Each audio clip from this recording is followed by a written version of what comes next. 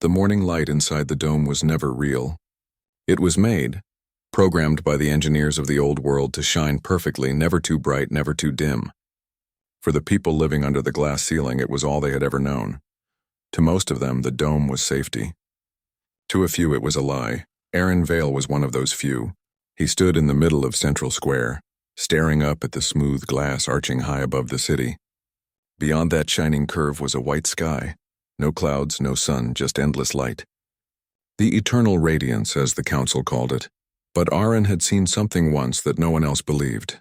A flicker in the light. A moment where the glow dimmed and the glass above seemed to turn dark, almost transparent. In that second, he thought he saw stars. No one talked about the stars anymore.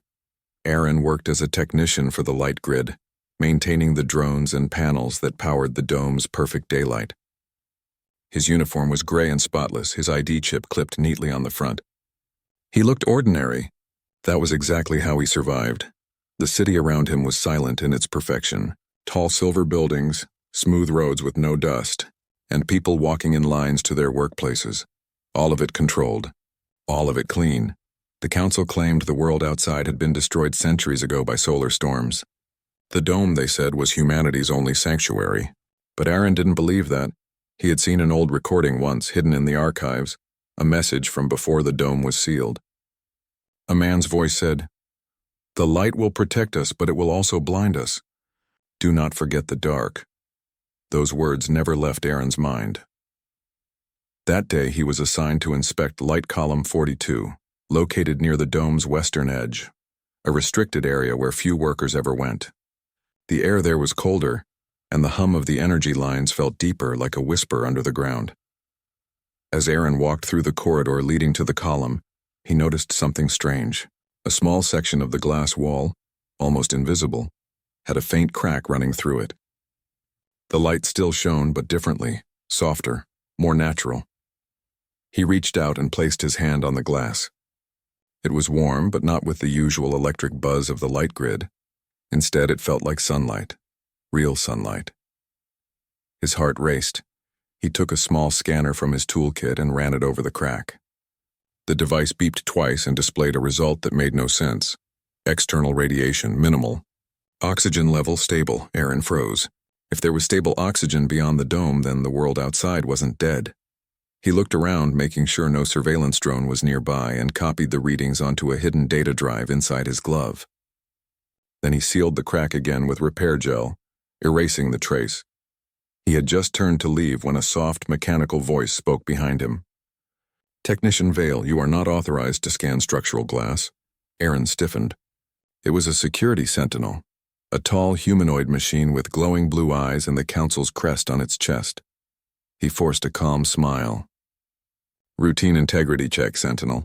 I noticed a microfracture." The machine paused, its sensors scanning him. Then it said no microfractures were reported in this sector. "State your purpose."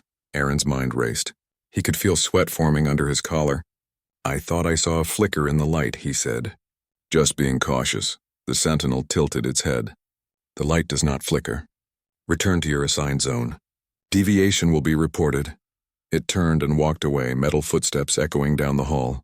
Aaron exhaled slowly. He knew he had to be more careful. The council's sentinels didn't make idle threats. That night, in his small apartment near the Central District, Aaron locked the door and dimmed the artificial lights. He slid the hidden data drive into a small projector. A holographic screen appeared. The readings from the dome's western edge. External environment. Breathable. Temperature 17°C, radiation safe.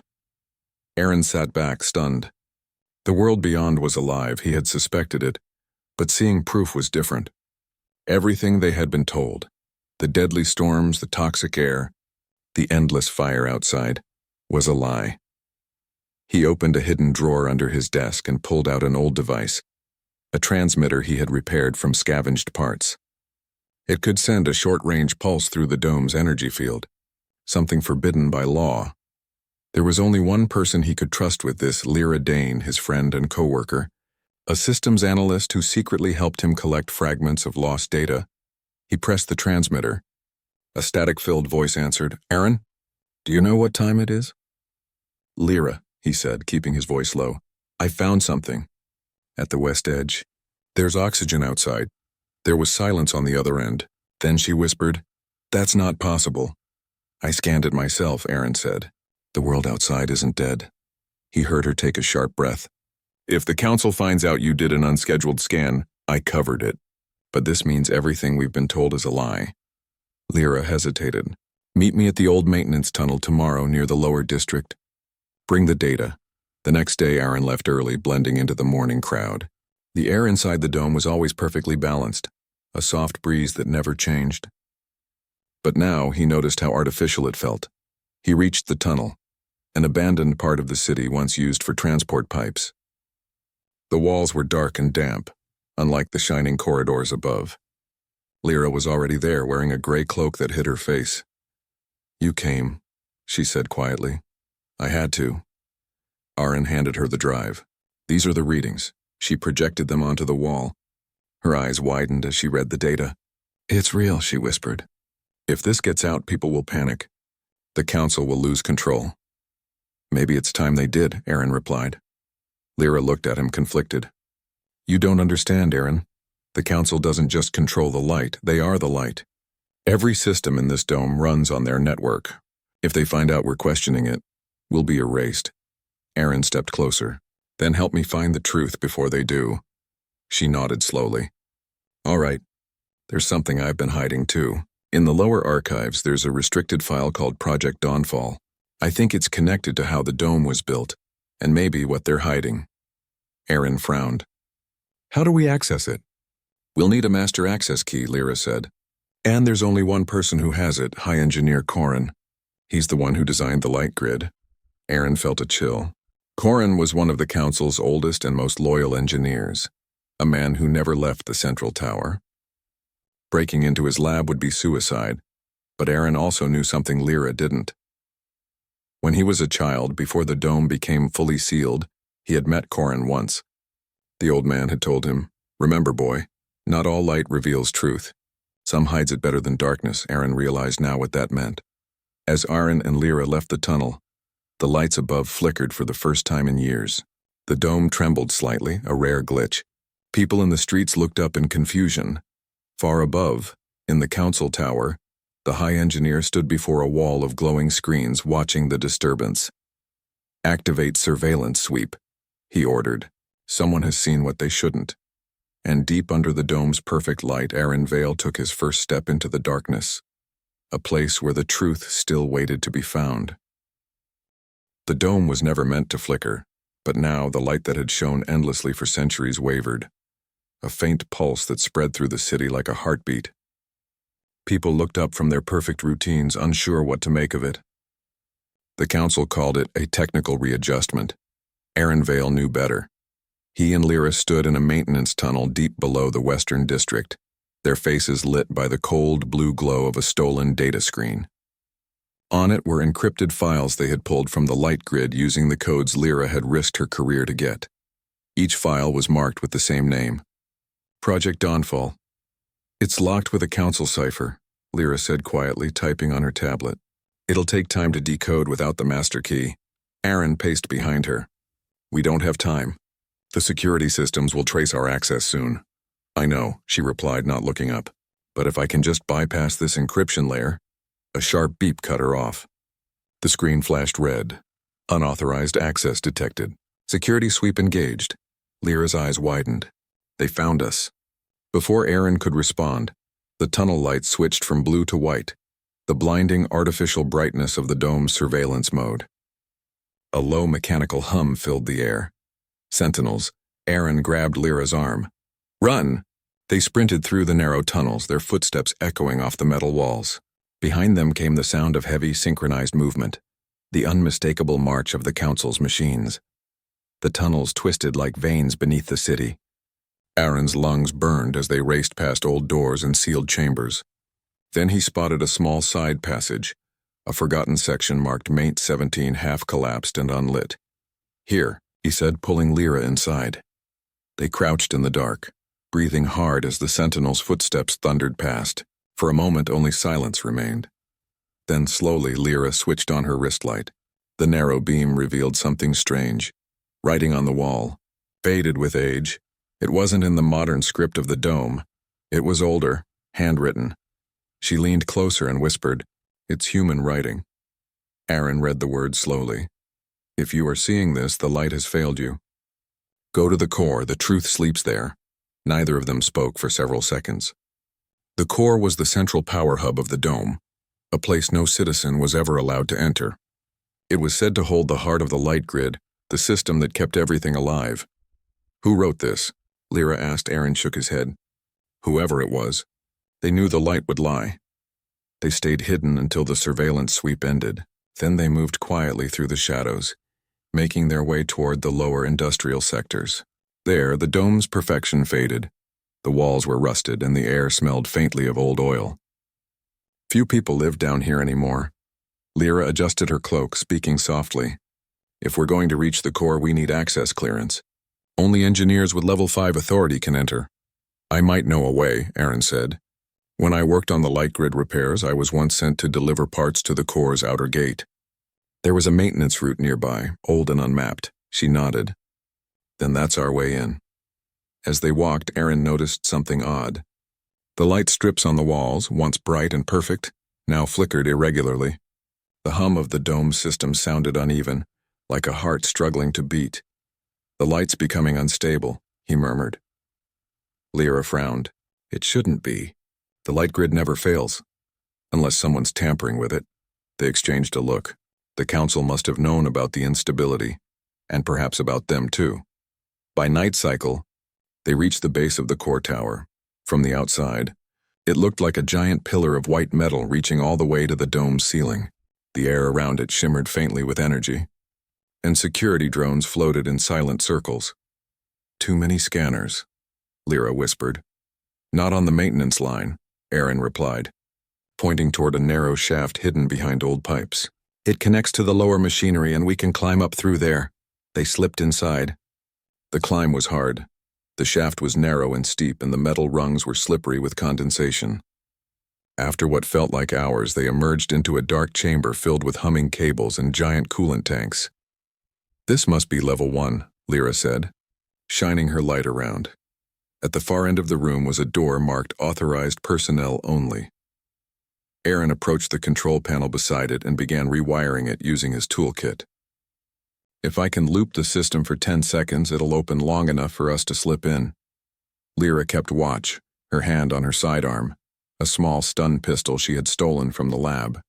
The lock clicked open with a hiss. They stepped inside. The core was unlike anything Aaron had imagined. Instead of machines or generators, the center chamber was filled with a tall, crystal-like structure, glowing softly from within. Not white, but golden. It pulsed slowly, almost like it was alive. This isn't a reactor," Lyra said in awe. "It's biological." Aaron took a step closer. The glow reflected in his eyes. "Then maybe that's the truth the message was talking about." He reached out, and as his hand touched the crystal surface, an image flashed before his eyes. A burning world. A group of humans running through ruins, a huge dome being built under a dark sky. And a voice, calm and sad and whispering, "The light will protect them, until they remember who they are." Aaron gasped and stumbled back. Lyra grabbed him. "What happened?" "I saw something." "Memories, maybe, from when the dome was made." "Lyra, this thing, and it's not just power. It's alive." "Alive? You mean it's—" Before she could finish, the core's glow brightened suddenly, flooding the room with golden light. A deep voice echoed around them, not from speakers, but inside their minds. Human presence detected, unauthorized, identity recognized.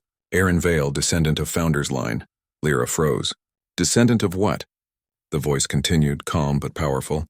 "The dome was never meant to imprison. It was meant to preserve. The council has corrupted its purpose." Aaron looked up at the glowing crystal, stunned. "Who are you?" "I am the core, the memory of those who built the dome. The light you see above is my gift, but it has been turned into chains." Lyra whispered. "Chains." "Outside the dome, the world healed long ago," the voice said. "But the council feared losing control.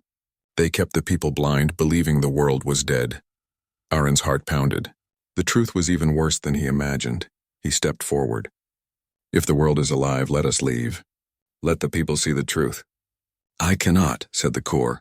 The council locked me with a control code, Project Dawnfall.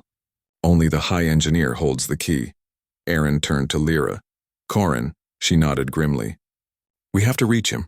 The core's light dimmed slightly. Be warned. The council monitors all who approach the tower. They will not allow you to succeed. But remember this. Light reveals only what it's allowed to. Seek the shadow and you will find freedom. The chamber went silent again. Aaron and Lyra exited through the same shaft, their minds racing. The truth was clear now. The council had lied for generations. Humanity wasn't trapped for safety. It was trapped for control. But the risk was greater than ever. The moment they accessed the core, the council would have detected it. And indeed, far above, High Engineer Corin stood in front of his screens, watching the feed from the core chamber. His expression was unreadable. They've found it, said a sentinel beside him. Corin nodded slowly. Then the time has come. He turned off the screen and whispered, Perhaps they are ready to see the stars again. As Aaron and Lyra made their way through the tunnels, alarms blared throughout the city. A voice echoed from every speaker. Security alert. Containment breach in the core sector. All citizens remain indoors. Lyra looked at Aaron. They know, he nodded. Then we finish this. The dome's lights flickered again, stronger this time. And for the first time in centuries, a faint glimmer of real starlight appeared through a crack high above. The light couldn't hide the truth anymore. The alarms echoed through the shining streets of the dome. For the first time in hundreds of years, the perfect world was trembling. People stopped in confusion, staring upward as the great glass ceiling flickered between light and darkness. The eternal radiance that had once given them comfort now felt strange and cold. Aaron Vale and Lyra Dane moved quickly through the underground tunnels, their faces lit by the red emergency lights. They could hear the metallic sound of sentinels searching above them. Every second mattered now. The council knows everything, Lyra said, her voice low but steady. They'll lock the core soon. Then we need the master key before that happens, Aaron replied. Corin's the only one who can give it to us. They both knew what that meant. Entering the council tower itself, the most secure place in the entire dome, the tower rose at the city's center like a silver spear. Its top disappeared into the glowing light of the ceiling. Thousands of drones circled it, and security fields shimmered faintly around the entrance. From a distance, Aaron could see the citizens gathering in fear as announcements played from the speakers. Remain calm. The light will soon be restored. Obedience keeps you safe. Lyra's eyes narrowed. They're lying again. They always have, Aaron said. He opened his toolkit and pulled out 2 stolen Council ID chips. I took these from the light grid station last week. They should pass the first security layer. Lyra smiled faintly. You really do plan ahead. Sometimes paranoia saves lives, he said with a smirk. They blended into a small group of engineers being rushed toward the tower. Guards scanned each worker's chip before letting them pass. When it was Aaron's turn, he kept his eyes down and held his breath. The scanner beeped green. He walked through calmly, followed by Lyra. Inside, the tower felt nothing like the city outside. The air was cooler, heavier. Walls glowed softly with the same artificial light that filled the dome, but here it felt stronger, almost alive. They took a maintenance lift to the upper levels, pretending to be repair technicians. When the doors opened, they stepped into a long corridor leading to the High Engineer's laboratory. Lyra stopped him with a hand. Aaron, if Corin reports us, it's over. He won't, Aaron said quietly. I think he wants us to find him. When they entered the lab, they found Corin standing by a large window, looking up at the flickering dome. He was an old man now, his hair white, his face lined with years of silence. I was wondering when you'd come, he said softly, not turning around. Aaron froze. You knew? Of course, Corin smiled faintly. The moment you touched the core, I felt it wake. The dome has waited for someone like you. Lyra frowned. You mean you wanted this? Corin turned to face them. His eyes were calm, almost kind. The council no longer listens to reason. They believe control is safety. But I built the light grid to preserve life, not to blind it. He walked to his desk and opened a hidden panel. Inside was a small silver cube and pulsing faintly with golden light. The master key, Aaron whispered. Corin nodded. Project Dawnfall was created to end the dome's control if humanity ever forgot its purpose. But the Council twisted it into something else, a weapon to erase dissent. You must use it before they shut down the core completely. Lyra stepped forward. We can stop them, but we'll need your help to reach the central controls. Corin sighed. I will guide you, but understand this. Once the dome opens, everything will change. Many will be afraid. Some will fight to keep the illusion. Aaron clenched his fists. Then they'll have to see the truth with their own eyes. They moved fast. Corin led them through hidden maintenance shafts inside the tower, old paths he had built himself decades ago. Alarms blared throughout the building as the Council's systems tried to track them. In the command chamber above, the Council members sat in a circle of light. Their faces were hidden by holographic veils. One of them spoke coldly. The core has been compromised. Seal the tower. Terminate all unauthorized personnel. Sentinels moved instantly, their glowing eyes sweeping through the corridors. Aaron, Lyra, and Corin reached the upper bridge, a glass walkway connecting to the core control hall. Below them stretched the entire city, bright and trembling under the unstable light.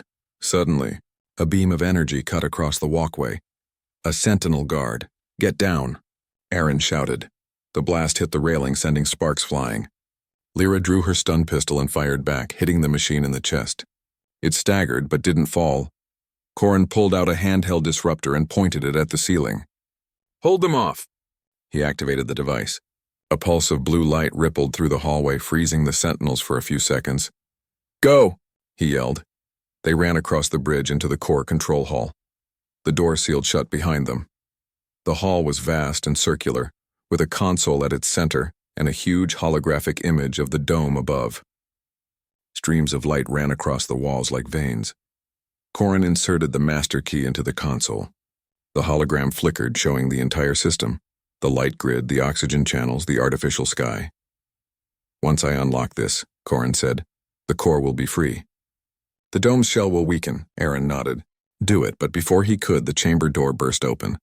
A figure stepped in. The head of the council, draped in white robes, his eyes glowing faintly from neural implants. Stop this madness, the man said. You will destroy everything. You already destroyed it, Corin replied calmly. The council head glared at Aaron. You think the outside world wants you back? It's chaos out there. The dome is order, perfection. Aaron took a step forward. Perfection without freedom is just another cage. The council head raised his hand and a wave of blinding light surged from his implants. Lyra cried out and shielded her eyes. Corin shouted, Aaron! The console! Aaron turned and slammed his hand onto the activation pad. The master key glowed brightly and the entire room trembled. System override initiated, the computer announced. The council head screamed, You fool! The light will burn you all! Corin faced him one last time. No. It will finally set them free. He pressed the final command. A deep rumble shook the entire dome. The artificial sky fractured like breaking glass, and beams of golden light poured through the cracks. Not the harsh white light of the grid, real sunlight. Every citizen looked up in awe as pieces of the glass ceiling began to dissolve, revealing a blue sky beyond. The first clouds in centuries drifted above them. The sentinels powered down, their blue eyes fading. The council's broadcast systems went silent. Aaron and Lyra stood on the upper bridge, staring through the widening gap in the dome. The sunlight touched their faces. Warm and soft, it's real, Lyra whispered. Aaron smiled, tears in his eyes. We're finally home. Hours later, the dome's system slowly powered down. The artificial lights faded completely. The air grew fresher as the old filters deactivated, letting the natural wind in. The people, confused but free, gathered in the open plazas, watching the sky change colors for the first time. Aaron stood among them, looking up. Lyra was beside him, her expression filled with wonder. Corin approached slowly, leaning on his staff. You did what none of us could, he said. You gave them back the world. Aaron shook his head. We did it together. You built the dome to protect us. I just helped open it, Corin smiled faintly. The light has meaning again, not as control, but as hope. He looked toward the horizon where the first true dawn was rising. Take care of it, Aaron. Humanity's greatest strength has always been its will to see beyond the limits. Aaron nodded. We will. The old engineer placed a hand on his shoulder and then walked away, disappearing into the crowd. As the sun climbed higher, the last fragments of the glass dome glimmered like dust in the air. Children reached out to touch the light, laughing as it warmed their hands. For the first time, there were shadows again, real ones, not those made by artificial lamps. Lyra turned to Aaron. What now? He looked toward the open land beyond the city, green hills, rivers, and forests untouched for generations. Now, he said, we remember how to live. Together, they walked through the open gate, the same gate that had once been sealed by fear, and stepped into the new world. Above them, the golden sun shone freely, and the air smelled of rain and life. For the first time in centuries, humanity was truly free.